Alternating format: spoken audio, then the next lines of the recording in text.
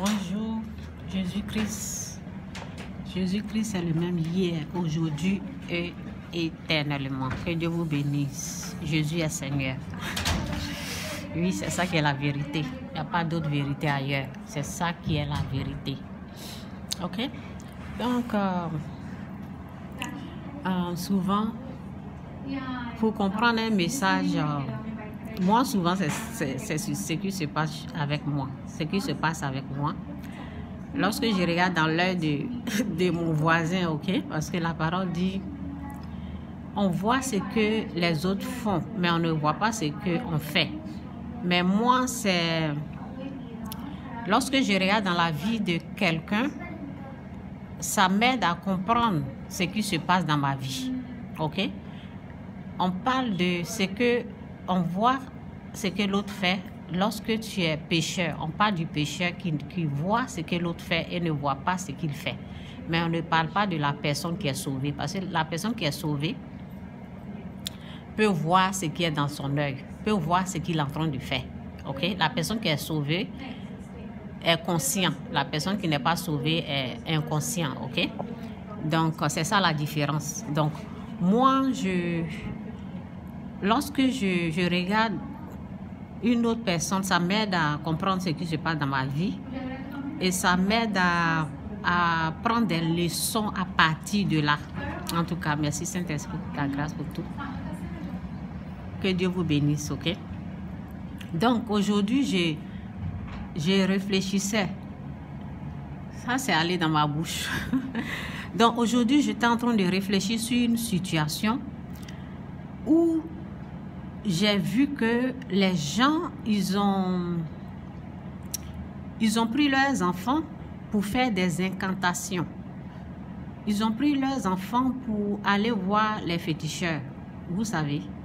Et les gens là, bon, lorsque tu vas voir le fétiche, l'esprit du fétiche, c'est l'esprit du diable qui est là.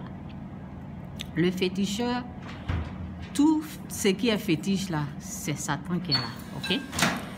Donc, lorsque tu n'es pas conscient des effets, ce que ça fait dans la vie de...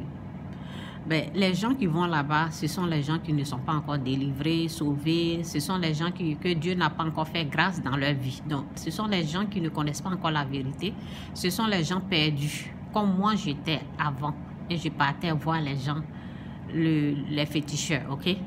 Nous tous, on a un moment donné consulté les féticheurs, ok? Donc, c'est pas de ça que je vais parler. Moi, je vais retirer une leçon dans... Je vais retirer une leçon dans cette histoire-là, excusez-moi. Je vais retenir quelque chose, je vais retirer quelque chose dans cette histoire-là. Donc, c'est de ça que je suis en train de parler. Donc, lorsque tu veux un changement dans la vie de quelqu'un qui est sous l'emprise du diable, quelqu'un qui n'est pas délivré, quelqu'un qui n'est pas sauvé, tu veux une délivrance dans la vie de cette personne, c'est impossible. Lorsque tu amènes ton enfant chez un féticheur et tu veux un changement, tu veux quelque chose de normal, l'enfant là ne sera pas normal. L'enfant là ne sera pas normal. L'enfant est possédé par des démons. Ils ont fait des incantations sur... Le féticheur a prononcé des paroles du fétiche. Vous êtes initié dans le fétiche. Donc, il aura des problèmes dans la famille. OK?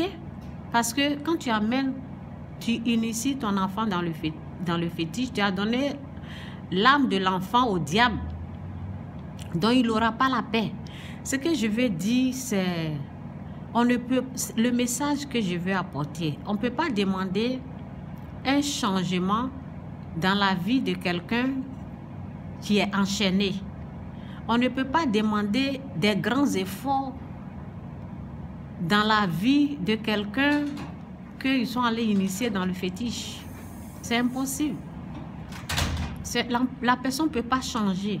Il aura des troubles. La personne va vous créer l'enfant va vous créer des... Vous voyez, l'enfant ne sera pas normal. C'est parce que c'est un enfant, donc il va réagir comme ça. Vous comprenez un peu ce que je veux dire? Moi, j'ai eu ce problème-là. Donc, c'est mieux de... comment on dirait? C'est mieux de prier, de faire des prières, de demander une délivrance, de jeûner. Ça demande le jeûne et la prière pour que l'enfant redevienne normal. On ne peut pas forcer un enfant à changer pendant que les gens ont pris l'enfant pour aller l'initier dans le fétiche. Ok? Il ne peut pas avoir un changement chez cet enfant-là. L'enfant a des démons. L'enfant ne peut pas changer parce qu'on le frappe, parce qu'on veut le forcer pour qu'il puisse changer. L'enfant ne peut pas. J'avais une histoire comme ça d'un enfant initié dans le fétiche parce que toute la famille faisait ça. Et l'enfant avait des problèmes à l'école. Sa maman, c'était difficile pour ses parents. L'école ne voulait pas de l'enfant. Okay? Donc, ce sont des choses comme ça là, qui arrivent. Hein. Et c'est la parole dit, mon peuple périt par manque de connaissances. Les gens n'ont pas la connaissance. Tu soulèves ton enfant pour aller l'initier, pour faire le fétichisme. Et tu veux un changement, c'est impossible. Les gens vont frapper, tellement l'enfant fatigué. Donc, c'est pour vous réveiller, vous qui avez initié, vous qui avez pratiqué le fétiche, vous qui avez initié vos enfants dans le... vous qui avez fait des incantations sur vos enfants, amener, l'initier, faire des choses, des gris-gris, des choses comme ça. Il faut savoir que si l'enfant ne peut pas rester tranquille, ce sont des choses comme ça, ça dérange un enfant. Surtout un enfant, ça dérange l'enfant. Mais quand la personne grandit, c'est une autre... L'enfant, si la personne grandit, la personne va déranger aussi d'une autre façon. Ok, c'est un peu ça. C'est pour vous réveiller, pour comprendre que on ne peut pas forcer quelqu'un qui est encore enchaîné pour changer. La personne a besoin de délivrance, la personne a besoin de Jésus-Christ, le Sauveur. Jésus-Christ pour le délivrer du mal, pour le retirer. Ok?